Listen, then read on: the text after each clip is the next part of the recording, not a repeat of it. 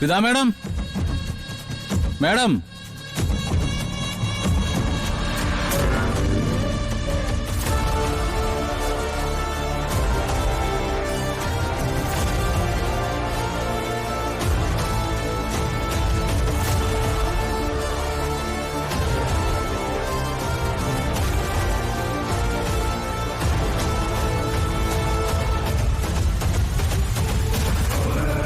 എന്താ വരൂ?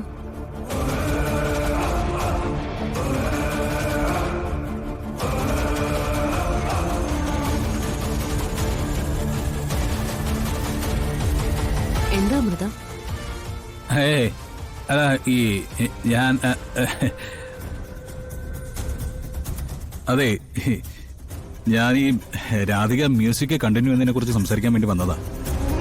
അപ്പം അമൃത അവിടെ പറഞ്ഞു നിങ്ങൾ ഓൾറെഡി അത് സംസാരിച്ചു കഴിഞ്ഞുകൊണ്ട്.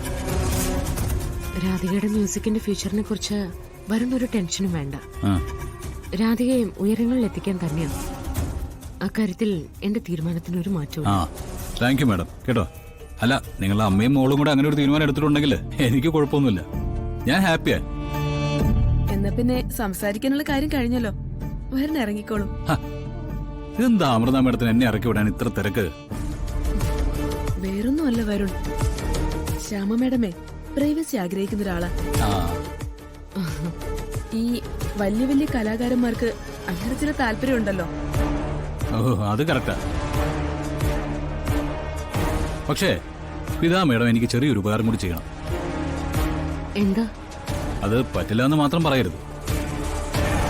ഇല്ല, വരുൺ കാര്യം എന്താന്ന് വെച്ചാ പറയും. അല്ല, എനിക്ക് നിങ്ങളുടെ രണ്ടുപേരുടെയും കൂടെ നിന്ന് ഒരു സെൽഫി എടുക്കണം. അതിനെന്താ? ഇങ്ങ് വരും. അയ്യോ, അതല്ല,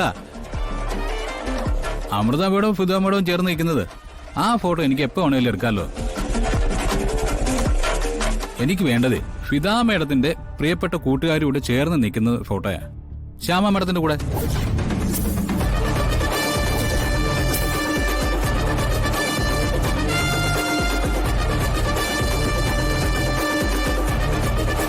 അല്ല, ഞാനധികം ബുദ്ധിമുട്ടിക്കില്ല. ജസ്റ്റ് എ ഫ്യൂ സെക്കൻഡ്സ്, അത്രേ ഉള്ളൂ. സീതാ മേഡം ഒന്ന് ശ്യാമ മേഡത്തിന് ഒന്ന് വിളിച്ചേക്ക്, വരാൻ പറ. വരൂ. വേണ്ട, ശ്യാമ വേറൊരു ടൈപ്പാ. ഒരുപാട് സ്ഥലങ്ങളിലൊന്നും ശ്യാമയുടെ ഫോട്ടോസും ഇന്റർവ്യൂസും ഒന്നും അങ്ങനെ കാണാറില്ലല്ലോ. അത് ഞാൻ ശ്രദ്ധിച്ചിട്ടുണ്ട്. പക്ഷേ ശ്യാമയ്ക്ക് അതൊന്നും ഇഷ്ടമില്ല. എങ്കിൽ പിന്നെ അത് മതി മാഡം. എനിവേ ഞാൻ ഹാപ്പിയാണ്. ഏതായാലും ശ്യാമ മേഡത്തിനെ ഞാൻ കണ്ടുപിടിച്ചല്ലോ.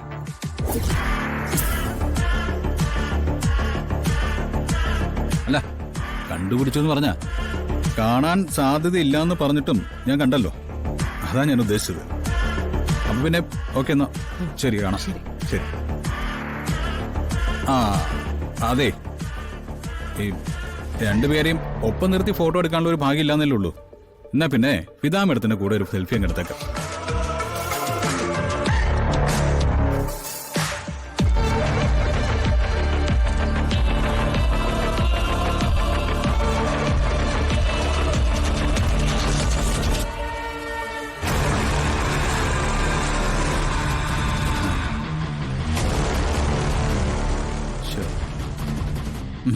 Thank you madam.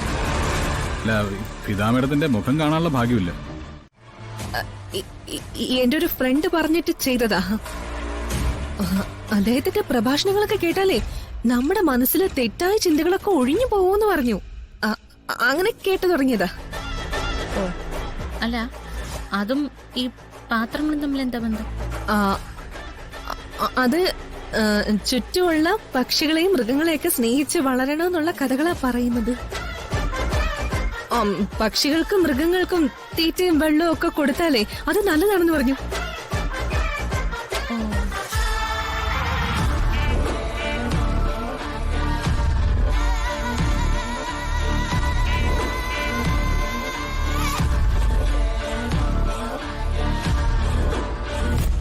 അല്ല രാധികെ, കാര്യായിട്ട് പറയുന്നേ.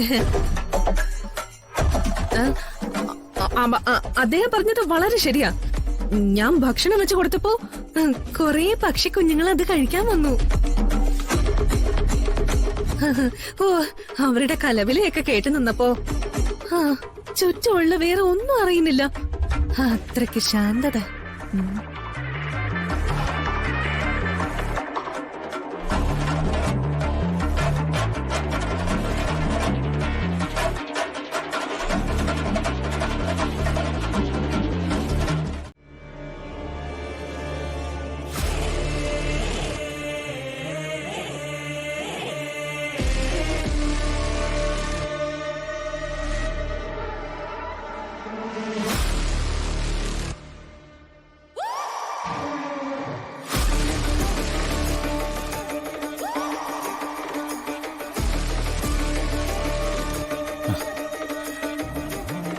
ഇനി സംശയിക്കാനൊന്നുമില്ല.